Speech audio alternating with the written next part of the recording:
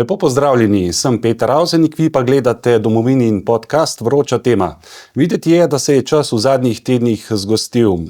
Romska problematika, pa dolgotrajna oskrba in referendum o asistiranem samomoru.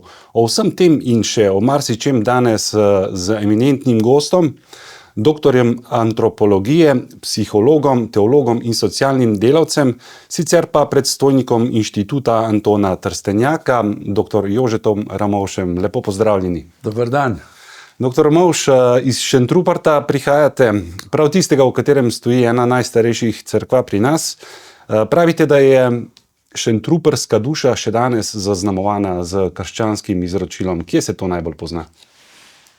Ja, če drugega ne, to, kar ste rekli, zanimivo, da Šentrupert poznate, če drugega ne, ta veličastna, velika gotska cerkev, se pravi ena najlepših in najbolje ohranjenih arhitekturno gotskih v Sloveniji, ogromna, stolp 60 metrov dobrih, ladja in cerkev skoraj 20 metrov višine notranje, pa prostornina, pa čista gotika, nepotvorjena. Tako velika je bila, da je niso v baroku ni nikoli predelali. Edina stvar, ki so jo predelali, ki je moda, bila, da so gotske freske uničili in prebelili oziroma ometali noter celo, ker Valvazor je pisal o njej, recimo 150 let po nastanku, 200 let po nastanku cerkve, da je cela pomalana s freskami, slikami, kot bi bile včeraj narejene. To se pravi, ostale so slike zgleda samo na stropu, malo. In še strop, če je cel pod ometom slike, je največja površina gotskih fresk v Sloveniji. Cela cerkev bi bila pa seveda 4x5 več stropom. Tako da to je edina večja predelava bila, vse drugo je pa to čista, lepa gotika, velika. Celjski grofe so delali to cerkev, vendar pa ni prva. Ta je iz 15. stoletja. V 14. so jo začeli delati, v 15. potem končali, letnica nad vhodom je 1497. Takrat je bila gotovo čist zaključena, posvečena pa še par let pozneje. Pred njo pa je bila romanska, so temelji, to se pravi še 500 let gremo nazaj, 400-500 let nazaj, ki je bila druga, tudi svetega Ruperta verjetno, pa ni bila tudi ta ne prva. Pred njo je gotovo bila, se iz izročila vidi, še ena cerkev, se pravi predromanska, morda lesena, iz pokristjanjevanja, zato ker Šentrupert je bil vpliv na pokristjanjevanje pred 1500 leti tako iz Ogleja, to je bila cerkev Svete Marjete na Veseli gori, kjer so jo Turki podrli. Kjer je cerkev Svete Marjete, tam je Oglej, Šmarjeta, Šmarje Sap in tako naprej. Tam je oglejsko pokristjanjevanje, pred slabimi 1500 leti, kjer pa je Rupert, to je pa enoumno Salzburg. Glejte, in Šentrupert, ki je sredi Dolenjske, je od Drave veliko južneje, od Maribora, Drave, Koroške, in je ostalo ime Šentrupert. To pa pomeni, da je bil salzburški vpliv, kulturni in verski, na to, da je bila tam prafara iz pokristjanjevanja Ruperta, tako močan, da cerkev Svete Marjete na Veseli gori iz istega časa ni prevladala, tudi potem, ko je Oglej imel patronat. Oglej pa je imel patronat nad vsemi kraji južno od Drave od leta 811. Iz sinode Karla Velikega, takrat so razdelili severno od Drave Salzburg, južno od Drave Oglej. To pa pomeni, da imamo, recimo, od selitve narodov naprej izkušnjo tazga temeljnega središča pokristjanjevanja, kulture evropske in tega. To pa je močna stvar, to je pa močna. Zdaj Šentrupert seveda nič ne pomeni, že v 16. stoletju, oziroma je bil 15-16 je bil eden šentruperskih župnikov, istočasno novomeški prošt, in takrat je Novo mesto dvignil, kmalu po tistem je pa postal dunajski nadškof in je dunajski dečke ustanovil, nek so tudi 500 let praznovali, tako da gledajte, pomen, politični, kulturni pomen Šentruperta se začne manjšati, recimo že pred 500 leti, danes je pa to navadna vas, idilična v dolini, pa okrog nje vinogradi, krasna dolina, tako da jaz sem z veseljem Šentruperčan in bom ostal, dokler mi bo dano živeti, čeprav živim od doma iz Šentruperta že, računajte, zdaj sem star skoraj 80 let, še leto dobro mi manjka do 80, od doma sem pa od 16. leta, to se pravi 3/4 in več življenja. Nisem v Šentrupertu, sem pa z veseljem, s ponosom, tako da se vračam na svoj dom, na Vihru, Cerkev Svetega Duha, kjer so pa gotske freske iz tega časa kompletno ohranjene, biser. Pa vendarle, no, ta tisočletna krščanska tradicija vašega kraja se je izkazala tudi v novejši zgodovini, ne? Pravite, tudi ob revoluciji je veliko ljudi šlo v obrambo tega izročila, ne? Kako se je to kazalo? Ja, moj mlajši kolega Šentruperčan piše zelo veliko in je šla letos, lani že v jesen, monografija njegovih člankov, ki jih je pisal 20 let o Šentrupertu, in sva imela pogovor o šentruperski duši za to knjigo, je objavil ga in tam sva imela to o šentruperski duši. Kaj je Trstenjak, moj učitelj, je pisal o slovenski duši, o koroški duši skupaj z Ringlom. Smo eno knjigo, tudi sodeloval, o koroški duši v Avstriji, o slovenski duši, kaj pa šentruperska duša, in tudi Jože Uhan, je avtor, me je spraševal, kaj je posebnega, pa revolucija, pa domobranstvo, ki je bilo zelo močno v Šentrupertu, in moje mnenje, gledajte, da kraj, ki je globoko kulturno daleč zakoreninjen v neko smer, Šentrupert, kot vidite, 1500 let v evropsko krščansko kulturo celostno, v dobrem in slabem. Je potem, ima to inercijo, kot velik vlak naložena, drži, ne moreš ga ustaviti v trenutku, tako kot kolo ustaviš ali pa se sam peš ustaviš, to je masa. In taka kulturna tradicija tisočletna ima inercijo v dobrem in v slabem. Zato je ob revoluciji, se pravi po prvih pobijanjih revolucionarnih 42. leta, so potem se organizirali vaške straže, močne, potem sredi vojne, so Italijani kapitulirali, so prišli v domovranci, je bila močna ta. In Šentrupert ima, to se pravi ta bratomorna, ima na obeh straneh pobitih med vojno in po vojni, verjetno proporcionalno smo pri svetovnem vrhu.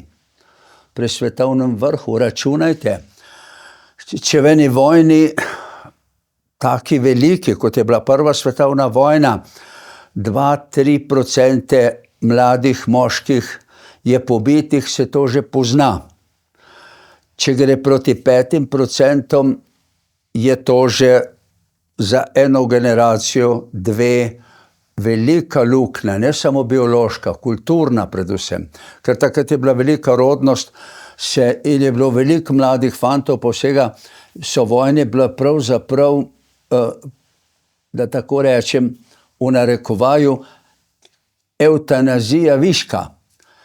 Zdaj pa, odkar pa imamo demografsko zimo v Evropi in v Sloveniji, gledajte, se pa vsak primanjkljaj zelo pozna, in jaz mislim, da tega rekorda, zdaj ne vem po številu koliko, ampak jaz mislim, da Šentrupert je pri kakšnih 10% pobitih na obeh straneh. Tega pa 3 generacije ne prebavijo, že biološko ne. kaj šele kulturno. Kulturno to pa pomeni, vsaka družina, vsak človek ima med bližnjimi na eni ali na drugi strani mrtve. Prvič mrtve, drugič spomini, zgodbe. In dokler to ne predelamo, dokler takega gnoja, to je gnoj, ki smrdi, in dokler gnoja ne predelamo, ne obdelamo, ne podkopamo na njivi, toliko časa zasmrajuje in zastruplja. Tega še nismo naredili. Delamo, mislim, ne samo na Šentrupert, ampak na cel slovenski narod, tega še nismo predelali, predelujemo pa ne najslabše. Ljudje rečejo, da je to grozno, ta delitev še zmeraj še hujše, kot je bila morda pred vojno, med vojnama ali kdorkoli, pa med vojno, pa po vojni, ampak vendar se vrti, predelujemo.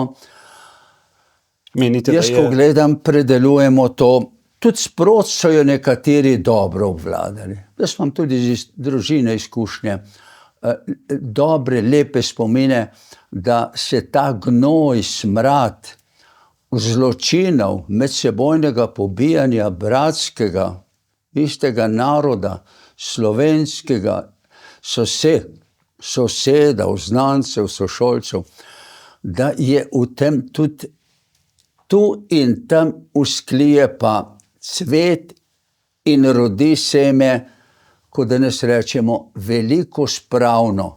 To pa pomeni prihodnost. Menite, da je realna možnost, recimo, da bi v nekem doglednem času prišlo do dostojnega pokopa žrtev na slovenski ravni? To že prihaja. Poglejte, jaz sem rojen 47 leta po vojni in do moje, tako rekoč, do srednjih let, do klimakterija, ni govora bilo o tem. Se ni govorilo, da je mrtvih in tako naprej, razen nekaj herojskih, spomenikov, pa še tisto bolj nasplošno, ne konkretno. Zdaj, recimo, če pa vzamemo, odkar je Slovenija samostojna država, pa na koncu te dolgove antropološke, to pa pomeni pokopavanje mrtvih.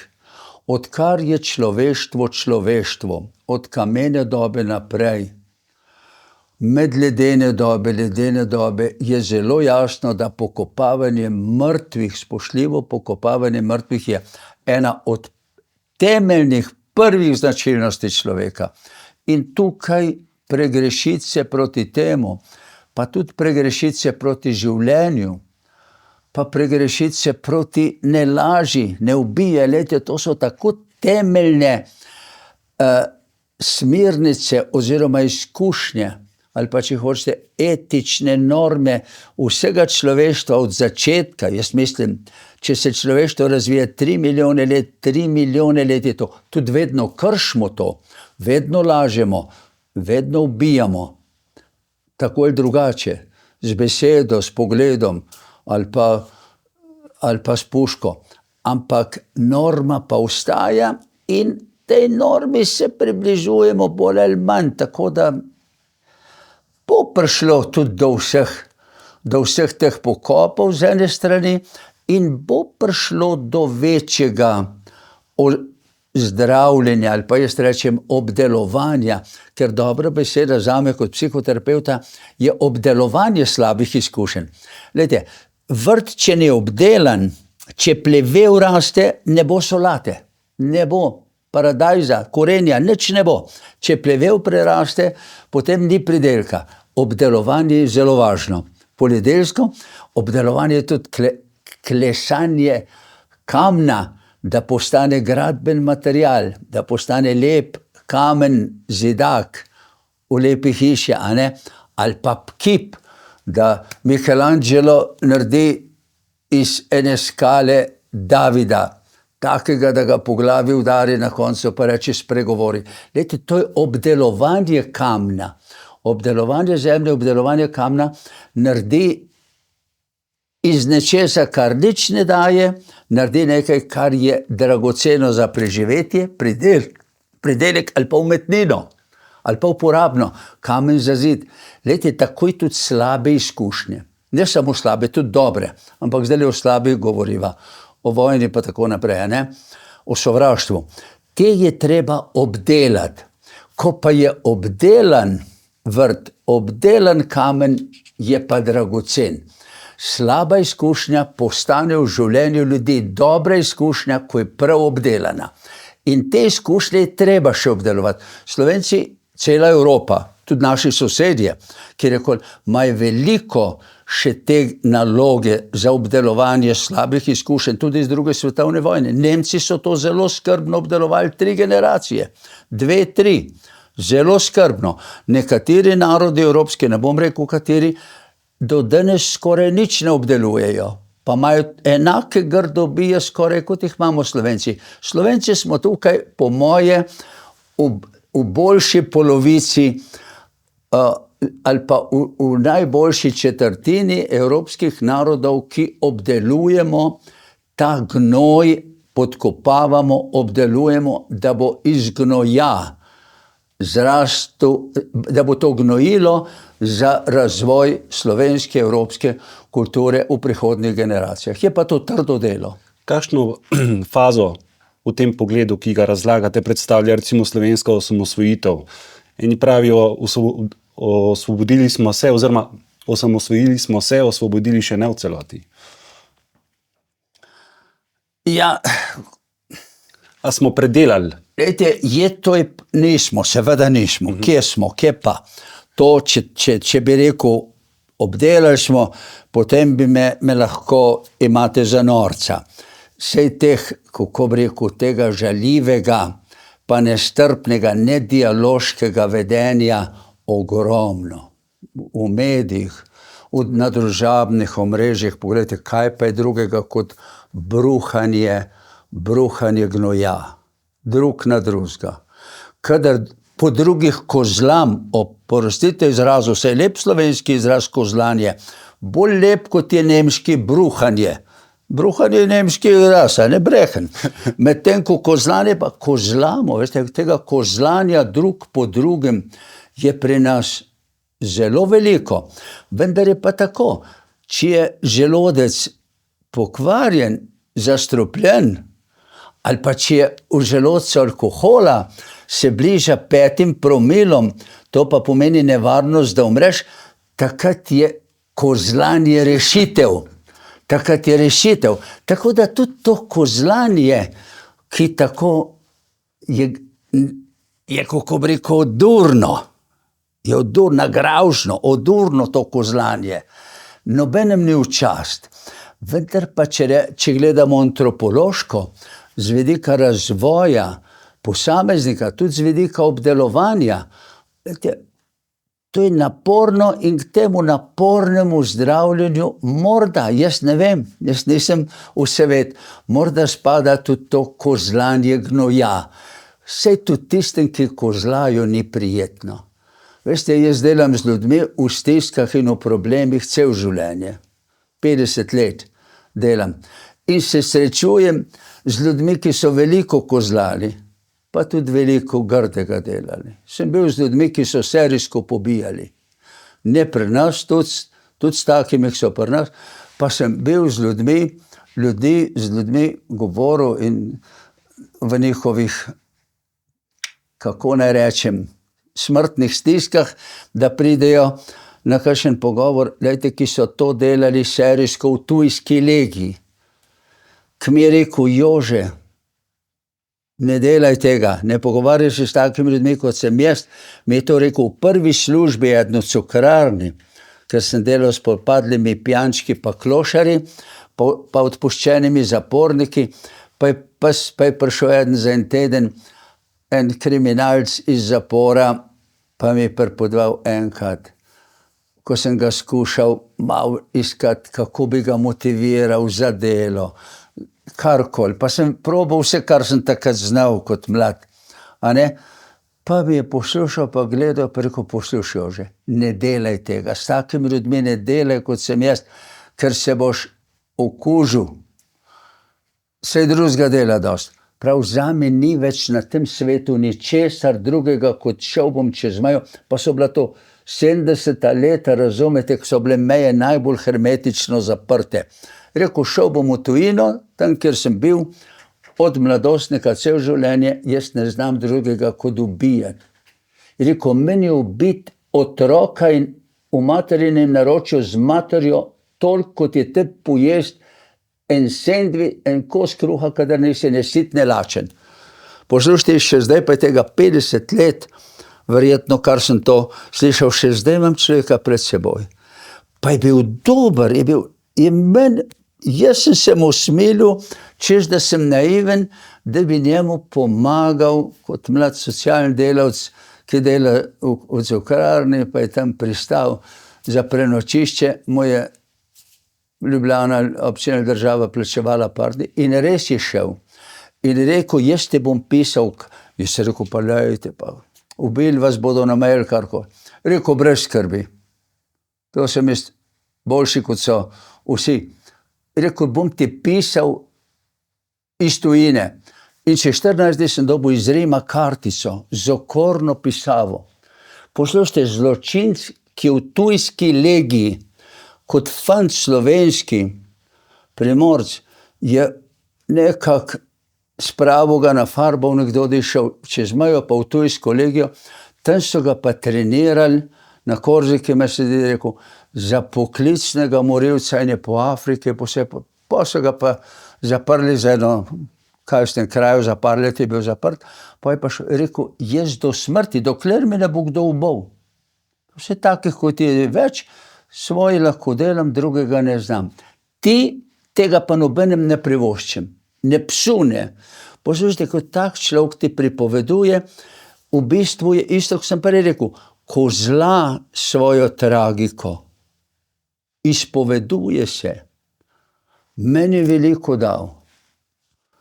Ne vem, ali je tudi njemu kaj koristilo. Bil pa je hvaležen za tiste 2 uri, ki sva, ter 2-3 uri sva takole klepetala pred 50 let. Leti mi kartico pisal, jaz sem se ustrašil, ko sem to kartico dobil iz tujine od enega kriminalca, ki čez mejo povedal, in v cukrarni vsak dan prišel policaj v uniformi, malo da si, ki je bilo tam vse živo, ne? Od kriminala do vsega, take ljudje, da si izprehodil, pa sem mu tisto kartico dal, sem rekel, pa mislim, da jo je stran vrgo, pa zmečkal, rekel, češ, ni na glas rekel, še Bog, da je šel, da je mir. Tako kot je sam rekel, dokler me ne bo kdo ubil. A vidite, kako je to tragično? To se pravi, vsak zločin, tudi takle, polprofesionalen poklicnega vojaka iz tujske legije, ki je samo za denar delal. On je rekel, veste kaj mi je rekel, to je zanimivo. Je rekel, koliko pa ti zaslužiš, da tole delaš takimi kot jaz? Pa sem mu povedal, koliko sem imel plačo. To je bila moja prva plača, prva služba. Pa je rekel, posluš, jaz bom šel zvečer, vem, kam se gre, ne krast. Je rekel, igrati in vse drugo znam. Ti bom jutri prinesel 3 tvoje plače, ki jih bom dobil, to ni nič, denar ni nič. Poslušajte, preziral je denar, ni mi prinesel, ni šel. Ampak dejstvo je, da je povedal, da on lahko v enem večeru zasluži 3 moje plače s kriminalom. Ali pa z igrami na srečo, ali kako, to mi ni povedal. In je rekel, pripravljeni bi bili, prav jaz te bom 3 prinesel, ne delaj tega. Se boš okužil. To pa pomeni, če človek z gnojem dela, z lastnim, pa da malo kozla po drugih, to še gre.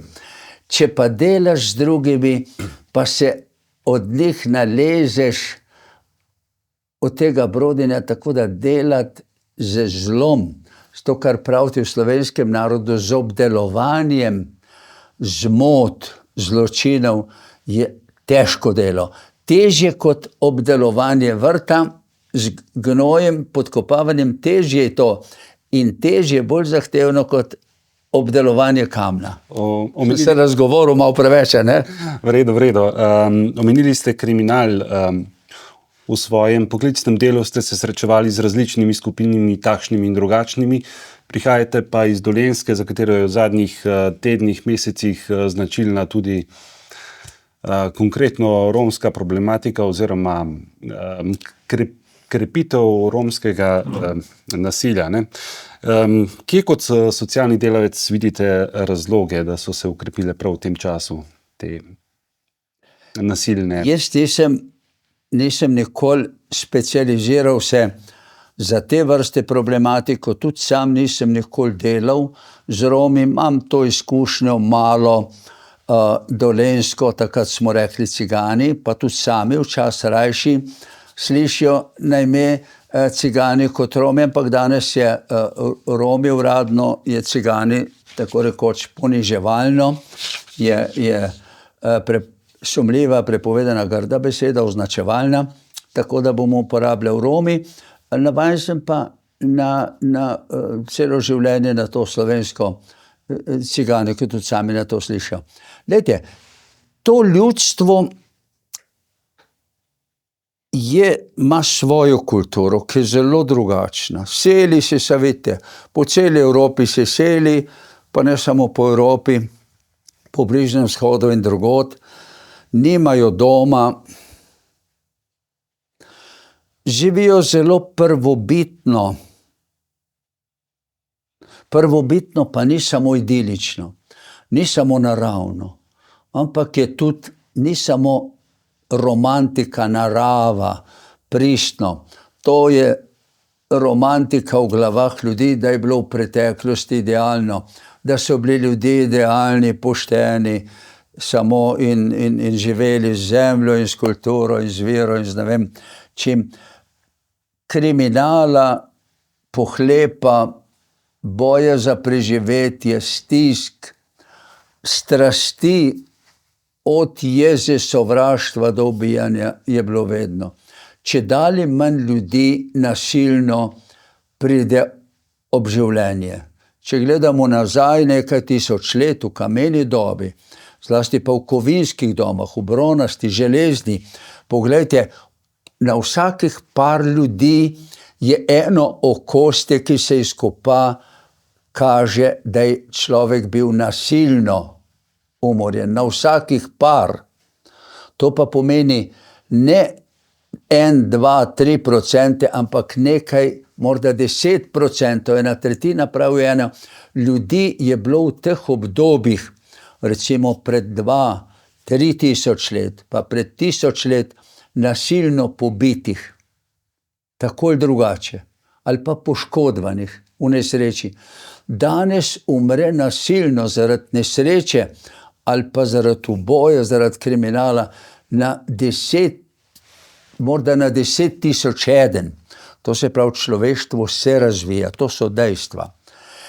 In tudi med Romi je bilo te problematike kriminalne, zlasti imetje, nimajo svoje zemlje, nimajo svojega doma, večinoma se selijo in zato na nek način do imetja, do lastnine nimajo čuta. Tako kot se reče, kradejo. To je v njihovi kulturi, vendar pa tudi delajo, pa za nekatere stvari so pa nadpovprečno sposobni. In če jih kultura kolikor toliko integrira, potem jim da, da razvijajo tisto, kar imajo. Recimo glasba. So vrhunski glasbeniki, ne samo na violine, ampak na marsikaj. Pevci, glasbeniki so vrhunski. In tam, kjer to razvijajo, igrajo, pojejo po ohcetih, tam je to. Potem ogromno, recimo, predelavo, reciklažo odpadkov so delali od nekdaj. Evropa to dela zdaj zadnja desetletja. Reciklažo odpadkov, pa iz njih nekaj. Romi so pobirali, pa zbirali, pa iz starega delali kar naprej. Seveda, tako kot odpadke, so za njih pravzaprav vse imeti, tudi prašič v hlevu, ki ga je kmet gojil na Dolenjskem, pol leta, leto fotral, da ga bo zaklal za meso, je tako za njega pravzaprav dobrodošel odpadek, da ga da ga ukradejo, odpeljejo, zakolijo, odpeljejo, to se kar naprej dogaja. Ali pa recimo, ko moja sestrična sama živi stara 80 let, je bil nekaj časa za vsako penzijo, ima tisto najmanjšo kmečko, kaj ste bi rekli takrat, pred leti 200-300 evrov, ali koliko, ne vem, za vsako sta prišla dva in sta ji to ukradla. Serijsko parkrat, nekaj najmanj ima. Ko ima za kvas, pa za elektriko, pa za cukor, pa za sol, je imela drugega dohodka, pa benga, ki je sama živela. Glejte, to je kriminal. In družba, ki država, ne družba, pa ne država, vlada in upravni organi, uprava, tista, ki je izvoljena, uprava in vlada, na nacionalni ravni vlada, na občinski pa v skladu z zakoni pa občinska uprava in vlada. A ne? Ti, če ne znajo, pa policija, če ti ne zmojo, pa ne znajo, da so vsi ljudje pred zakonom enaki. Za isto kaznivo dejanje je isto merilo, da nista dva. In druga zadeva, da se ne podpira lenoba in nedelo. Da ni nedelo, lenarjenje bolj nagrajeno kot delo. To, kar doživljajo tisti, ki delajo z Romi, recimo na Dolenjskem, en moj znanec, logoterapeut, videc in tako naprej, pa še par mi jih je prepodvalo. Ja, pa tudi zdaj jasno, zadnji tedni govorijo o tem.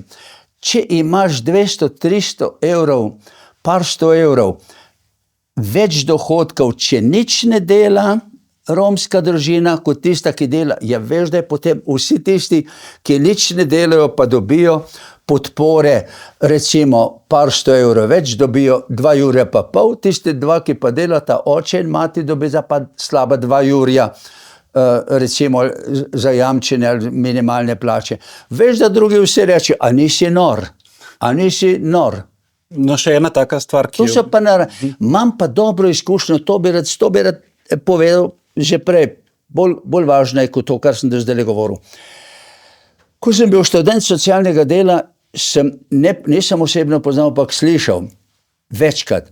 Je v Murski Soboti bil direktor Centra za socialno delo in socialni delavec, ki pa življenjsko delal s prekmurskimi Romi v Murski Soboti pa okolici.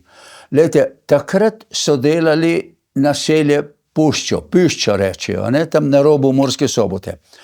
On je to življenjsko delal, pametno je delal, njim delal. Potem, ko je bilo narejeno, ko so se vključili v delo, v izobraževanje, vrtec, šolo, vseh so imeli, so hodili v Avstrijo delati.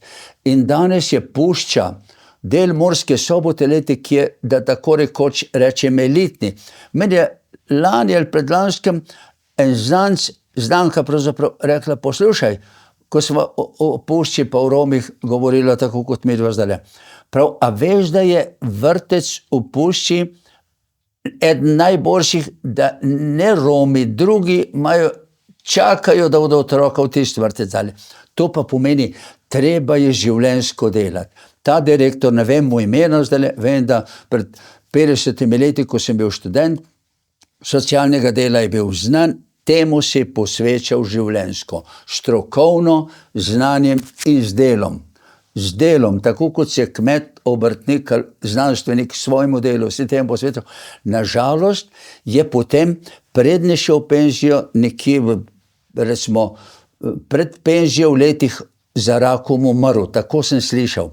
Ampak svoje življenje, tako kot imam jaz podatke, je bogato naredil. Ta bi zaslužil posthumno največje državno odlikovanje zdaj, kako se vključi Rome v skupnost, da so oni razvojno napredujo kot ljudje in kot del družbe in ostala družba. Medtem ko Dolenjska pa tukaj ni imela takih ljudi in takega posluhanja, zato na Dolenjskem je pa precej napeto zdaj. No, omenili ste otroke, ne, v tem kontekstu, prej, ko ste govorili o vrtcu v Pušči. Veliko razburjenja v resnici povzročilo tudi ta podatek o mladoletnih mamah v teh romskih naseljih. Eni pravijo, da gre za del romske kulture. A je to res? In kako nasloviti to? Ta kultura, da ženske rodijo, ko so spolno zrele, ko lahko rodijo, a ne, to se pravi v zgodnjem mladostništvu, po puberteti, to ni romska kultura. Je pa tudi romska. Glejte, vse kulture so tako delale in tako rojevale. Tudi, recimo, če vzamemo krščansko izročilo, ko je Jezus bil rojen, tudi Marija je rodila, verjetno v enih takih letih Jezusa, kot mladoletnica. Ni bila stara kot njena teta Elizabeta v srednjih letih, a ne, ko je obiskala noseča svojo teto, ki je bila tudi noseča, samo teta je bila noseča, bi rekli danes v srednjih letih, klimakteričnih skoraj, medtem ko Marija je bila pa njena nečakinja, je bila pa mladostnica, verjetno punca, morda 15 let stara, ali več, ali manj, ne vem, nimamo podatka o tem, ampak gledajte, to je del vseh kultur, ki živijo tisto, da tako rečemo, ne v slabem pomenu, primitivno, naravno, prvobitno. Tudi živali živijo, ko so spolno zrele, imajo mladiče. In tukaj ljudje smo biološko živa bitja kot živali. In nagone, pa čustva, jezo. Glejte, jeza, kadar človeka prime bes, ja, sej so možgani taki, da pa v 30 sekund se ne more obvladati, a ne? Ampak kultiviranje, vzgoja, samovzgoja, obdelovanje, kot sem prej rekel, samega sebe in drugega, pa naredi, da naravne potrebe, naravne nagone po prehranjevanju, po razmnoževanju in tako naprej kultiviramo na tak način, da delujejo bolj funkcionalno, za človeka bolj smiselno. In rojevanje, 3 generacije pred nami, recimo pred 70-80 leti, je bilo povprečno rojevanje tam okrog 20 let, ali pa še malo manj. Glejte, danes je okrog 30. A je to slabše ali boljše? Jaz ne zahajam, ali je slabše ali boljše, ampak v današnjih razmerah je neprimerno bolj funkcionalno, da ljudje bolj dozorijo. Delati so začeli pred 100 leti, pa še pred dobrimi 50, je bilo treba iti v službo pri 15 letih, a drži, po osnovni šoli, večina, nekaj malega po srednji ali poklicni šoli, danes pa se gre delati, prva zaposlitev okrog 30 leta, to se pravi ne samo po končani visoki izobrazbi, ampak še malo pauze, še malo razgledovanja sveta, pa specializacija. To se pravi, človeško življenje se daljša, smo ga za 1/3 podaljšali zdaj v manj kot 100 letih, in tudi rojevanje gre gor. Če Romkinje živijo tisto prvobitno, kot živijo tudi drugod, takole, tudi naselja imajo taka, mnogokrat ti barakarske boge in tako naprej, živijo to prvobitno, ni to del romske kulture, ampak je to del človeške kulture, ki ni evropsko, če že hočete, kultivirana in civilizirana. No, Ali je ta civilizacija toliko boljša kot drugi, da bo ta svet vodila, cel svet gre v to smer, to je dejstvo. Kultiviranja, civiliziranja. Ali pa je ta civilizacija naša z onesnaževanjem okolja in z vsem drugim, tudi z temi etičnimi neumnostmi, ki jih omenjate, eutanazij, te eksperimenti, ali pa je slaba, to pa v to ne zahajam. Do tega še pridemo, ampak morda samo še na to temo. Nekateri jim očitajo pač, da čisto pragmatično to počnejo, ne zaradi tega, kar so potem upravičeni, zaradi več otrok, do več denarne pomoči. Poslušajte, a ne delamo vsi pragmatično? Glejte, najbolj pragmatično je, da kadar si lačen, greš jest. Najbolj pragmatično je, da kadar ti tišči na vodo, na blato, greš na stranišče. Ljudje delamo vse pragmatično, tako kot čutimo, vidimo, da je treba, da je smiselno.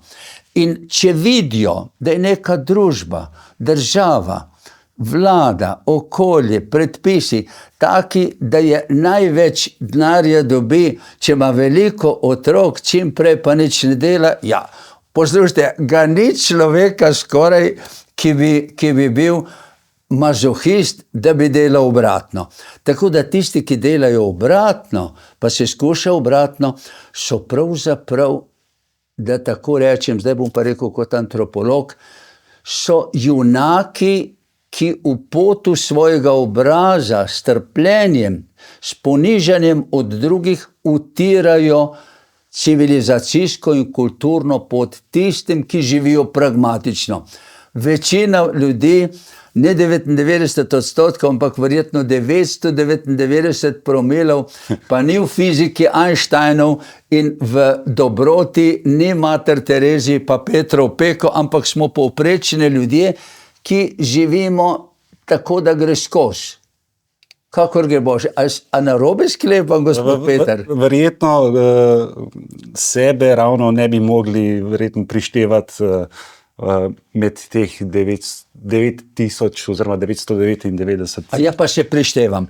Jaz sem gotovo bližje Romom, Jože Ramovš pri svojih skoraj 80 letih, sem po svoji, to, kar imam svoje življenje obdelano, gotovo tako sodim bližje Romom po pragmatičnosti, da preživim, kot pa sem recimo Petrov peki, znancu, prijatelju, ko ima vas veliko skupaj, ga zelo spoštujem. Glejte, v svojem poklicu spoštujem Kreka, Janeza Evangelista Kreka kot operativca socialnega, največjega slovenskega, Gosarja, Andreja Gosarja kot največjega intelektualnega genija na socialnem področju Slovenca in še kakšnega, ruskega vzgojitelja Makarenka, italijanskega vzgojitelja iz začetka kapitalizma, svetnika Janeza Boska. Glejte, to so vzorniki na mojem področju. In jaz sem prepričan, bližje Romom v pragmatičnosti, kot pa junaštvu, teh sem jih naštel in njim podobnih. No, vendarle, veliko svojega časa, tudi poklicnega dela, konec koncev, ste namenili prostovoljstvu, 18 let ste sodelovali z dr. Janezom Rubljem. Ukvarjali ste se predvsem z alkoholiki. Pravite pogosto, da so vas veliko naučili. Lahko kaj podelite z nami in tudi v luči teh različnih tipov zasvojenosti? Veliko so me naučili, pri tem bom ostal. Poslušajte, jaz sem študiral socialno delo zaradi skupinskega dela, ker sem delal z mladino, s skupinami mladih, danes bi rekli skavtov, tabornikov, mladinskih skupin, pa drugih skupine so me zanimali, zato sem šel študirati socialno delo, ker je imelo edino na Ljubljanski univerzi stolico predmet skupinsko delo. Delo s skupinami. Sem šel pa na teološki fakulteti, sem študiral pri Trstenjaku, ker življenjsko mi je pa zanimala antropologija. Kdo in kaj je človek? Kdo in kaj sem jaz? Kako si človek in človeštvo razvija? Kam gre? Kje je zdaj? To mi je pa res zanimalo. Glede, in jaz sem pri obeh šolah, pri obeh fakultetah, bi danes rekli, veliko se naučil. Vendar pa teoretično. Od moralke na teološki, recimo, Steiner je bil moralist genijalen. Prvič je bil intelektualc neprekosljiv. Verjetno ni bilo tako bistrega človeka po mednarodnih sodim, ker tudi ko so ga tožili rimski kuriji, da nepravilno uči na teološki fakulteti, je pravzaprav edini, ki je ta debu konc odnesel. Rimska kurija mu ni prepovedala, ampak mu je dala prav tisti od doma, iz Jugoslavije in Slovenije, ki so ga pa tja tožili, da narobe uči o zakonski morali, zaradi humane vide, so pa dolg nos imeli. Prvič je bil bister, drugič je bil svetniški, delaven. In ena stvar, ki se uči pri Mularki, je spreobrnenje. Jaz nisem nikoli v življenju videl nikjer, pa sem bil star čez 20 let, takrat, ko sem potem zašel slučajno v pripravi diplome Kruglu, ki s skupinami delal, kako skupine delajo. Nikoli v življenju do takrat nisem videl ene res prave spremembe, spreobrnenja. Bereš o tem veliko, ampak papir vse potrpi.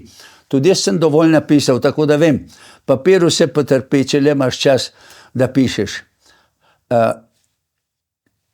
Važno je pa tisto, kar v življenju vidiš, doživiš, izkusiš. Jaz nisem.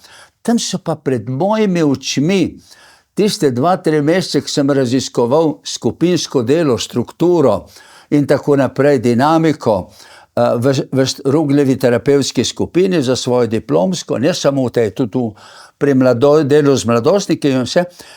Ti sem pa videl dvoje. Rugelj dela skupinsko, zelo temeljito to, kar je svetovna teorija. Sem svetovno teorijo pa znanje takrat preštudiral v skupinskem delu. In sem videl, ta res dela, ima dejavnosti, dela, pristno dela, kar govori tudi dela. Nikoli ni za hrbtom govoril o pijancih, pa o tipih, ampak o človeku. Jože Peter je recidiviral. Ne pa ta tip se je spet zapil, ta svina ga pa žere kar naprej. Ne? In tako naprej. Lejte, jaz sem to videl, ko sem bil pri skupinah, so z mladostniki delali v zavodih, so pred njimi govorili eno, v zbornici za hrbtom ali pa kjerkoli, pa mene so učili, sem tudi s prestopniki 1 leto delal, ne samo v cukrarni pa to, poklicno. So pa govorili čist drugo, to se pravi hinavščina. Rugelj hinavščine ni poznal, bil pa je seveda zelo avtoritarn, pa še marsikaj je. Druga stvar, ki sem jo pa tam videl, poleg te pristnosti, pa to sem je pa videl, da ljudje, ki so par, ki je isti dan prišel z menoj v skupino, isti dan skupaj smo prišli žena pa mož, Dolenc, ki je spil 2 litra konjaka, prvič sem to slišal v življenju, 2 litra konjaka vsak dan v službi, ker je bil kletar v hotelu. In zato je prišel, ker je bil na disciplinski, je prišel se zdraviti, takoj. In si dobro zdravo. Lejte, zame, kot študenta na koncu, ob 2 fakultetah, 2 litra konjaka, ne si 2 litra žganja, vsak dan v službi, res da je bil rdeč, pa zapit, pa utopel, ampak in sem to raziskoval. Lejte, in na njima, pa še na več drugih sem videl, da so pred menoj v par mesecih postali iz ljudi, ki so bili najbolj na dnu po svoji socialni bolezni. Ne samo on, ampak tudi žena, pa cela družina, zaradi te tragike, alkoholizma hudega v družini, najbolj na dnu, kar sem videl, kako so zrasli, da so bili meni vzor. Jaz bi rad tako zdravo živel. Jaz bi rad tako dobro usklajal odnose iz dneva v dan z ljudmi, s katerimi živim pa delam. Jaz bi rad bil tako kulturno, duhovno prizadeven za poglabljanje, kot so ti ljudje. So mi bili vzor v enem letu. To se pravi, jaz sem tam videl, kaj, če že hočete, na teološki fakulteti sem se učil, kaj je spreobrnenje, pa ne videl, tam sem pa videl. In zato mi je to navdušilo, veliko sem se od njih naučil. Od cukrarne, od klošarjev, od kriminalcev in od klošarjev, v poboljševalnicah sem 1 leto delal s prestopniki, od teh bogih fantkov in fantov, pubertetnikov in predpubertetnikov. Še zdaj mi solza pride od Tamalgar, kaj takega, ki je bil ta krevček, moral je pa največje barabije delati, ker so ga ta veliki silili v to. Če ne bi delal, bi po noči na hrbtu čike ugašajo. Veste, to je ta subkultura v zaporih, v domovih za stare, v popravnih domovih, v zavodih in tako naprej, v totalitarnih ustanovah, tudi v vojski. tudi, če že hočete, med Romi, kakor cela vas dela, tako moraš delati, če ne slabo skozi prideš, a drži, te ponižujejo, si bela ovca, črna vrana, karkoli že hočete, ne. Garjava ovca, lejte, tako da sem to videl in od njih sem se veliko naučil, cel življenje, 50 let je bilo lani, odkar 24 leta, odkar delam na področju zasvojenosti in imam, nikjer se nisem toliko naučil antropologije, kdo in kaj je človek, kako nizko pade in kako visoko se lahko dvigne iz blata, pa tudi kaj pravzaprav človek ima možnost v sebi, če ne pade dol. Preventiva. Zato celo življenje smo na inštitutu Antona Trstenjaka od 92. leta, od začetka Slovenije, delamo predvsem na preventivi. Preprečiti, da ljudje ne bodo zločinci, da ne bodo zasvojenci, da ne bodo padli dol. Moj svet je bil tudi pri logoterapiji, terapevtski ali pa pri psihoterapiji, sem se usposabljal 2krat v tujini po 4 leta za psihoterapijo, Franklovo logoterapijo, pa partnersko komunikacijo. Razumete, da se pogovarjamo kot ljudje, mož pa žena, partnerja med seboj, saj danes je v tem toliko znanega, Bog dragi, konkor v zgodovini ni bilo in tudi metod, da se lahko tega učiva, in sem tega vzel. Največ sem se naučil in navdušil za te zadeve, da se splača preventiva, terapija od bogih ljudi, od tistih ljudi. Ti so moji veliki učitelji. Ne omalovažujem znanstvenikov, strokovnjakov, ne Frankla, ne Trstenjaka, ne ljudi, ki v praksi veliko delajo, Krek, Opeka in tako naprej. Ne, nasprotno. Ti so, če že hočete, vzor, ki me navdušuje, vendar pa kako pa delati iz realne vsakdanjosti, se pa učim cel življenje od teh, s katerimi živim in delam. Videli ste in pripovedujete o uspešnih zgodbah, ko se recimo nekdo znebi te svoje zasvojenosti fizične v tem primeru, ne? Ampak pravite pa, da idejna zasvojenost je pa hujša in se je teže znebiti. Ne? Lahko kaj o tem, no, in kako se ta idejna zasvojenost... Poglejte, zdaj, če rečemo, človek ima 3 razsežnosti, ima 6 razsežnosti, ampak ne bova šla zdaj v teorijo, ampak ena razsežnost so noge, pa roke, telo, pa možgani, je to tudi organ. Lejte, če organu boli, ga kar lahko zdravimo, drži. Od prebave, jaz imam zdaj zadnje leto levkemijo, pa mi je fajn zdravje. Pred enim letom, ko se je pojavila, so bezgavke bile, pa sem kar bil in se mi je zdelo, da kar gre k koncu, vendar pa sem začel zdraviti, en tablet pojem vsako jutro in pogledajte, nisem še umrl, a ne? Pa tudi zdaj ne zgleda, da bi zaradi te bolezni ta moment. To se pravi, telesne bolezni, vse telesne bolezni, kjer organizem je načet, a drži, kar dobro obvladujemo, najbolj enostavno. To je najbolj skupno z živalmi. Potem druga stvar so medsebojni odnosi, vedenje, komuniciranje. Vedenje, recimo, kaj jaz delam, kako govorim, s kom se družim. Povej mi, s kom se družiš in povem ti, kakšen si. To je star pregovor, drži. Kakšno družbo si izbiram, pa umišljam. Vidite, to je že bolj komplicirano. Naučiti se dobro poslušati drugega. Dobro pripovedovati, kar imaš zapovedati, da te bo razumel. Saj ne govorimo zaradi sebe, ampak zaradi drugega. Zlasti pa biti radoveden, navdušen nad drugim tak, kot je, da se kaj od njega naučim, da ga vidim z njegove svetle strani, da me bo dvigalo. Vidite, to je težje. In če tukaj človeku škriplje, odnosi, komuniciranje, vedenje, da tukaj zabrede, a ne v vedenju, je to veliko težje zdraviti. Da dam, recimo, lažje zdraviti levkemijo, na svoji koži vidim, a drži, kot je zdraviti, recimo, nekoga, ki je zasvojen z motnjami hranjenja, ali pa recimo punce s špikanjem, pa tudi fanti, ne, s špikanjem, pa z rezanjem, pa tako naprej. Ali pa recimo z igrami na srečo. To so pa stari, če dalje bolj upokojenci, pa srednja generacija hazarder, ne? Ta zasvojenost zelo narašča. Vidite, to je težje zdraviti. Največja, najdragocenejša stvar, ki pa imamo, je pa človekova zavest. Kdo sem, kaj sem, moji cilji, moje vrednote, kam grem, kako naj delam. Ali je bolj važno samo garati, pa čim več zaslužiti, ali je vsaj tako važno, ali pa malo bolj važno z družino, z otroki, z ženo biti. Vidite, že to je eno križišče.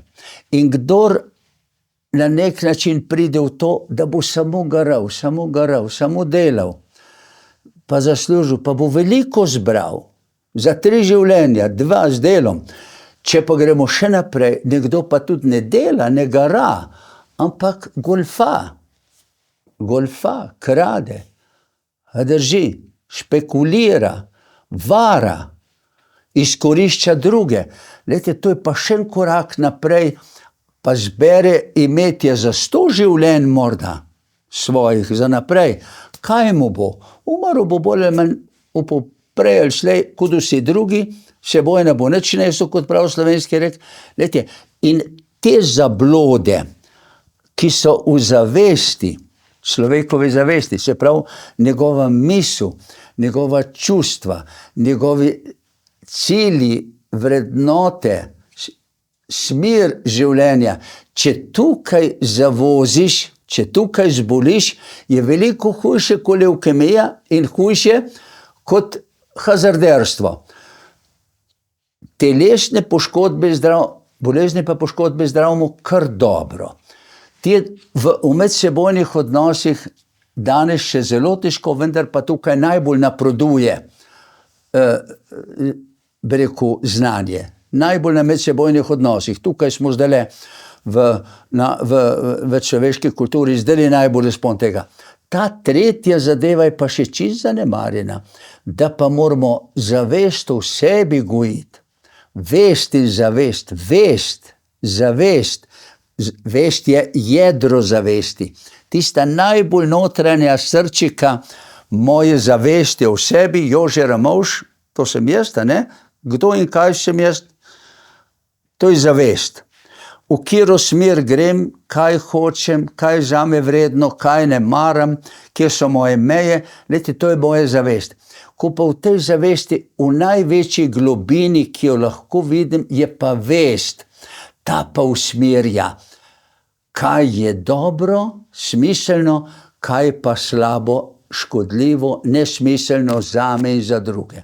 In če bolj razvijamo svojo zavest, bolj imamo zdravo to tretjo temeljno, ki je najbolj človeško razsežnost.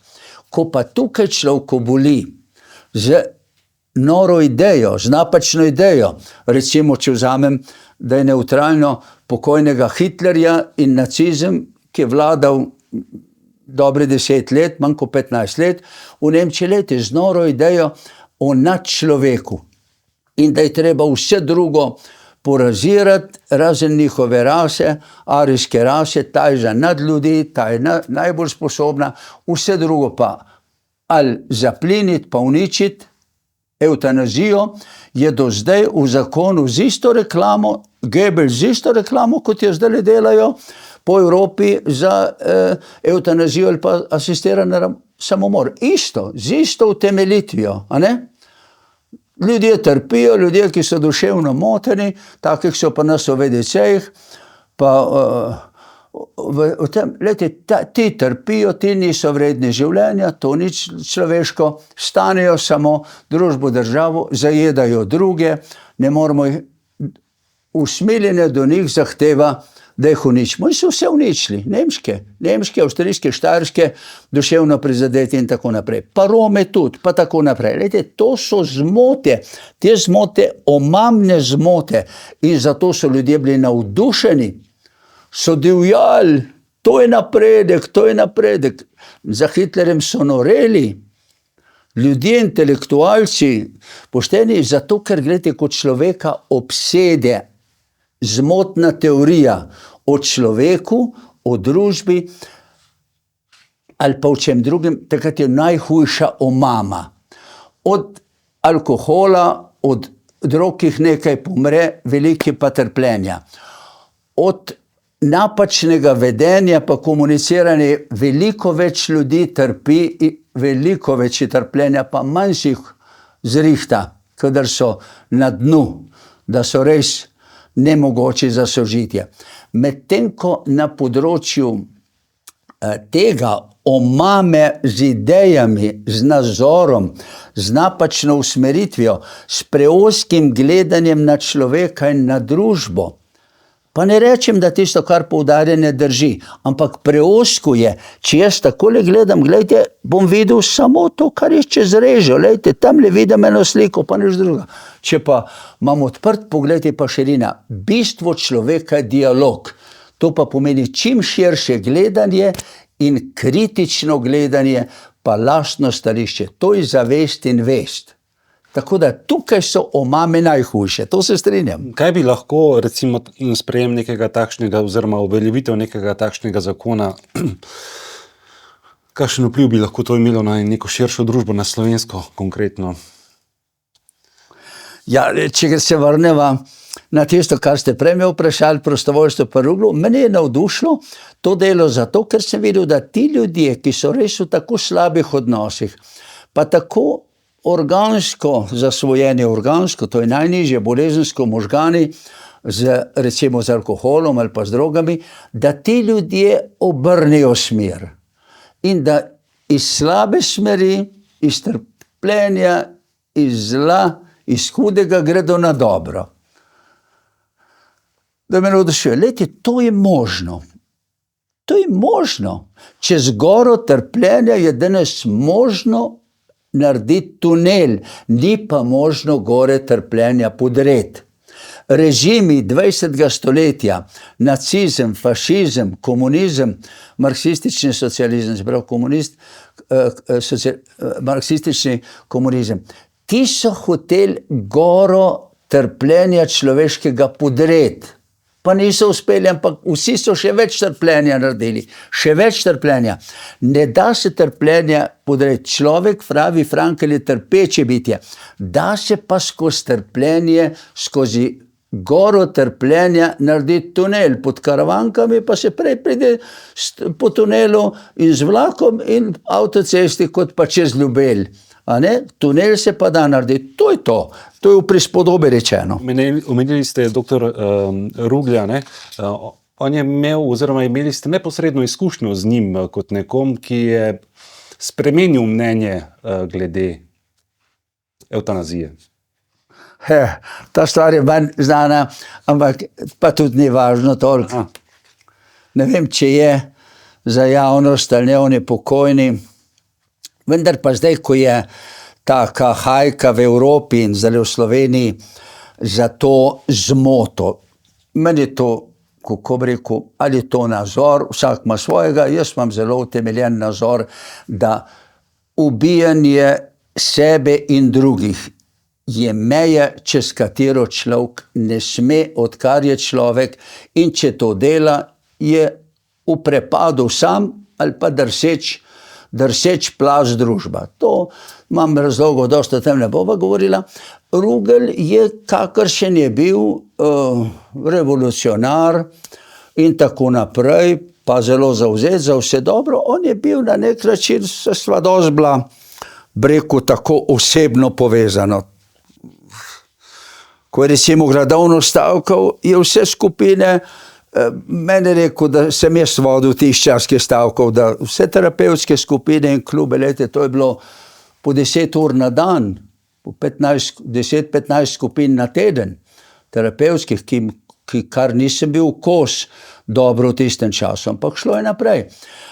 Prej pa z njim kot terapeut, pa to, ampak je glede življenja in smrti, on je vedno rekel, če človek živi prenisko, nekvalitetno, če se ne more več uresničevati visoko, vesoljsko, potem so japonski samuraji edin zgled, harakiri, to besedo je rekel, harakiri, meč pa si prereže, trebuh pa umre.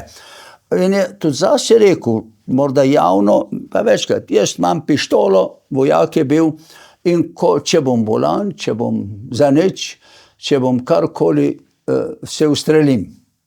Ali pa fentam, ne bom benemu breme in tako naprej. Poslušajte, ko pa je imel raka, hudega raka, jaz nisem bil takrat več z njim sodeloval, to pa tam sva se srečala, naključno vedel, slišal sem, da ima raka, vendar pa ne, da ima hudega, ki je pa kolegica, ki je bila tudi terapeutka za alkoholizem, prišla na inštitut enkrat, mislim, da je to leta 2008, nisem čisto siguren, takrat na meni je umrl. In bi pa rekla, snoč gledal televizijo. Se rekel, nekaj pa je bilo, ne gledam, razen če me kdo pozori, nemam cajta. Je rekla, Drnovšek je dal Ruglu v njegovi ordinaciji najvišje državno odlikovanje. Kako sta oba Boga? Oba sta sedela na koncu, oba sta čist na koncu, raka sta imela oba. Je rekla, človeku se milo stori. In tako, sem rekel, kam pa takoj poklical, samo številko v mobitelu in sem takoj poklical, pa si žena oglasila, no in tako, da ne bom zgodbe prepodal.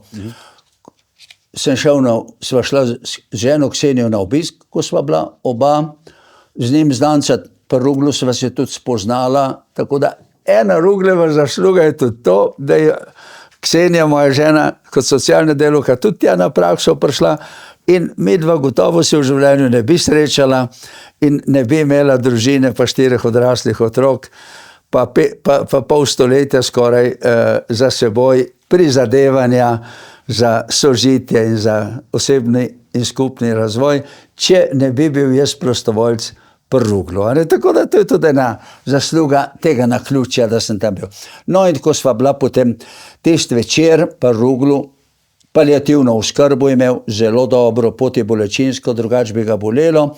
In žena Ksenija Rugleva je rekla, pol ure, uro na dan zvečer zdrži, da je brez tega, da se z bližnjimi pogovarja in tako sva midva šla na nek način, kako ne rečem, z njim se posloviti, pa pogled. Midva sva klepetala, oni dve pa med seboj 4 ure, od 6 do 10. Pa si je krohotal, Rugl si krohotal, krohotal si je in jaz in obdelala sva vse sorte, vključno z življenjem in smrtjo. In z zamirami in spravami. Kot malo kdaj. Glejte, on pomislil ni na harakiri, na samomor, pa bi ga lahko naredil, asistiran ali pa sam, ni treba, pa ne s pištolo, tudi z vsem drugim, ob vsem tem. Na to ni pomislil. Ampak je zadnje naloge v življenju opravil, mislim, da je 2-3 dni po tistem umrl, ko je pa tisti večer, ki je umiral, sem pa še tudi obiskal, pa sem malo zraven bedel z njimi. Glejte, je tako, da tudi on je zame lep zgled, velik zgled, kako človek je tako navdušen pri vsem svojem poštenju in delu za harakiri, za samomor, kadar trpi, pa ni človeka vredno življenje, ko pa je v tej situaciji bil bolj težki kot večino, ki sem v življenju jih videl. Pa v hospicu sodelujem od začetka z Metko Klevišarjevo, tudi v hiši hospica.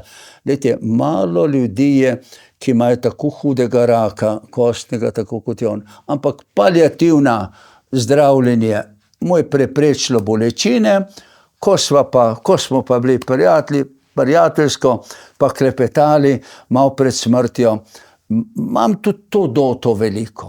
Da pravzaprav ljudje, ki so tako navdušeni za evtanazijo, za samomor, ko so pa sami tam, ali pa njihovi bližnji, ali pa Nizozemci. Imam Nizozemca, ki je bil zelo navdušen za samomor, intelektualc, visok in je bil v kampanji pred 25 leti, da so ga uvedli, ko je pa prvič bil, pri tem pa sodeloval v družini in to, mi sam pripodoval. govorila ure, več ur. En teden smo skupno na dopustu bili. Je rekel, takrat sem se pa spremenil. Nikdar več. Od takrat naprej pa opozarjam, da je to meja, delam pa proti evtanaziji. Lejte, Nizozemski je pomagal, da je zakon bil, pa tako naprej, je pri prvi evtanaziji, ki je zraven bil, v komisiji, uradni, če že hočete, a ne, ni zdravnik, ampak je pa bil, pa je obrnil. To pa pomeni, po moje je to velika kolektivna zmota Evrope zdajle, da to korenino svoje kulture, to se pravi judovsko korenino, ko je spoštovanje življenja vsakega tujca, Roma in domačina. Stari tujci, vdove, ti so Božja svetina bile za Jude, Grki pa Rimljani pa niso tega poznali. Grki, Rimljani so pa imeli, otroke so izpostavljali, pobijali, oče, mož je bil gospodar življenja otroka, deklice zlasti. Če je pa vzgor dal, je deklica preživela, če ga je dol dal, so jo izpostavljali, pa ubili ob rojstvu. Glejte, to je rimska pa grška kultura, ki je intelektualno pa organizacijsko, vojska, kultura, umetnost, višje bila verjetno na ta korenina evropske kulture kot judovska. Judovska je pa bila trajnostno human razvoj. Rimska pa grška kultura in cesarstva in kraljestva so propadla. Ena prej, ena pozneje, kot je nacizem. Judovstvo, gledajte, pa 4000 let živi in preživlja po celem svetu, kot Romi raztepeni so bili, brez države, zdaj imajo 47 leta, ampak preživijo. Njihov nazor o človeku, o celotni stvarnosti in o skrivnosti, ki je nedojemljiva, je bolj trajnosten, kot je bil grško-rimski. In tale naš recidiv na rimsko uživaštvo, kruha in iger, a drži? To je zdaj Evropa. In ta recidiv na če življenje ni tako, kot si želim, harakiri, to ne pije vode. Generacije, ki bodo za nami v Evropi, bodo trdo delale, da bodo to zmoto obdelale, tako kot trdo delamo, kakor delamo, da bratomorni gnoj čistimo 3 generacije, pa še ni očiščen. Lejte, to so hude stvari. Ne želimo se vojne, ne želimo si sovraštva, ne želimo si poseganja po življenju. Ne ubijaj, ne laži še predtem. Ne laži predvsem sebi, ker ko sebi lažemo, da je nekaj vredno, kar v resnici ni vredno. Vsak zasven človek to upravičuje, sebi laže, to je nekaj. Skoraj smo že sklenili krog, torej v Nemčiji, kot ste omenili, ste opravljali specializacijo iz Franklove logoterapije, ki človeka obravnava na temelju smisla in pomena njegovega življenja. Ne? Kje najstarejši v zadnjem obdobju, recimo svojega življenja, iščejo navdih, najdejo voljo do bivanja? Zadnje obdobje življenja je tako kot pri rastlinah, pri živalih, pri vsem živem bitju, je zorenje. Jabolka mora dozoreti, v jeseni treba dozoreti. Če ne dozori, ko pa zori, pa bo odpadlo. A drži, ko bo lepo, rdeče, zrelo, ga odtrgaš ali pa samo odpade. Radi imate citat od pesnika Gradnika. Ja, Gradnika imam zelo rad, ko odpadem, ne odpadem zrel, lep, zrel, rdeč, ne črviv, ne kisel, da vidro, ampak ne odpadem zrel. To se pravi, ali pa recimo, če vzamemo Eriksona, klasika razvojne psihologije, starost, moja leta, pa že prej, pa še pol, to leta so leta, ko je edina značilnost, lastnost človeka, ki se mora razviti, pa se prej ne more v polnosti, zorenje. Zorenje je integriteta. Erikson pravi integriteta. Povezati vse v lep snop. Vse znanje, vse izkušnje, dobre in slabe, vse sodi sem. Obdelati, povezati, zorenje, zrelost. To po moje cilj. In če to delamo, smo mlajšima dvema generacijama zgled, da je življenje nekaj vredno. Če pa tega ne delamo na sebi, potem pa mlajši dve generaciji nimata upanja, da je življenje nekaj vredno. Ampak rečejo, glej ta starih, kakšni so. Sitni, težki, zahtevni, jamrajo, kritizirajo vse prek. Boljše se je fentati prej. Glejte, tako da, kar mi lahko delamo to, da zavestno zorimo. In če zorimo, mlajšim ne bodo skomine šle ob kislih in črvivih jabolkih, da bi te jabolka sklatili pa jablano spodrezali, recimo za eno atomsko vojno bi bila spodrezati, tudi to se lahko zgodi. Vse mogoče kataklizme so, ampak bodo rekli, le kako so jabolka, ki zorijo, lepa. In bodo podzavestno in zavestno si želeli cel življenje zoreti. To je poslanstvo moje generacije. In če gledamo recimo na ta način, potem smo tudi v starejših letih bolj mladostni, kot ste sami, recimo, ne? Ja, v mojih letih ne moreš biti mlad. Jaz ne bom mlad umrl. Lahko mladosten. Pa mladosten. To sta dve različne besedi. Mladosten se lahko, kot je bil Trstenjak, kot je bil Frankl, kot je zdaj Lukasova, moja učiteljica, ki sem pri njej specializacijo delal v Münchnu, logoterapije, 83 let stara. Lejte, to so mladostni starčki, medtem ko če pa vzamem narkomane, ki sem z njimi delal, stare 18, 20, 22 let, so pa ostareli mladeniči. Bolj je ostarel, znucan, dotrajan 20-letni zgubljen narkoman, kot je bil Trstenjak pri 91 letih ali pa Frankl pri 92 bolj.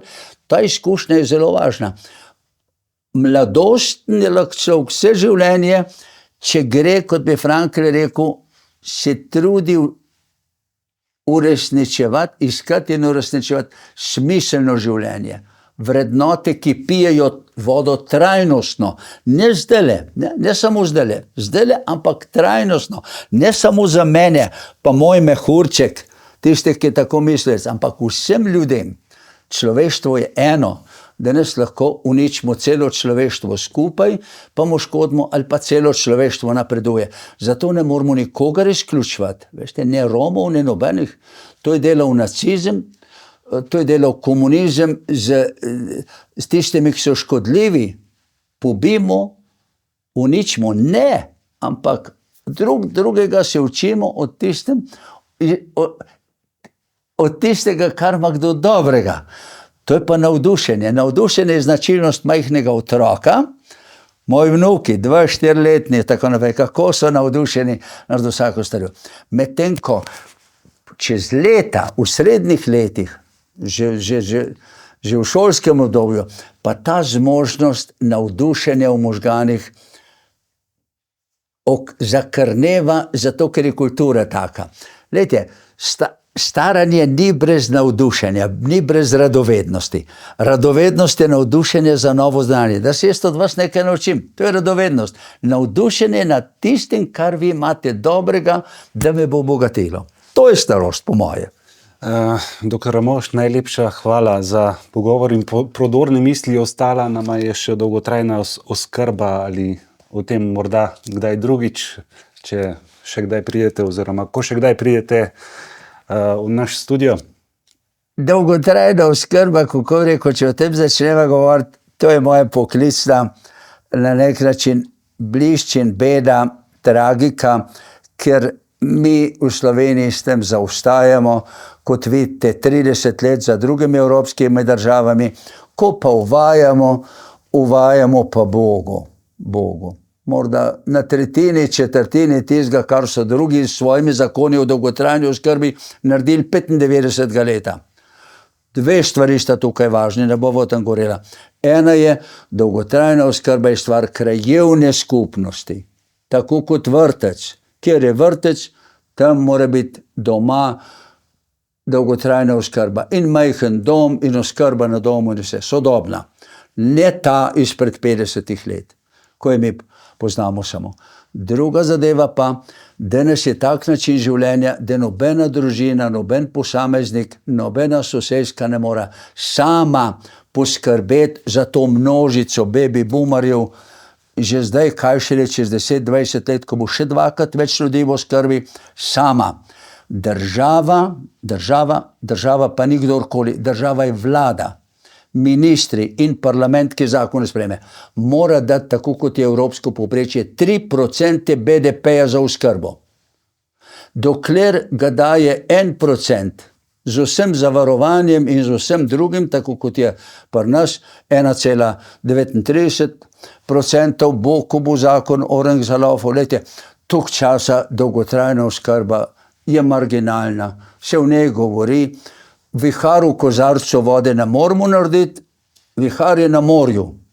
In morje je, ko bo se vlada odločila, ministrstvo za finance in predsednik vlade, katerikoli ga že imamo, se ga izvolimo, 3% BDP-ja damo za dolgotrajno oskrbo, da bo človeka dostojna, da bo častna, da bodo plače na tem področju primerljive drugim, da ne bo to nekaj marginalnega.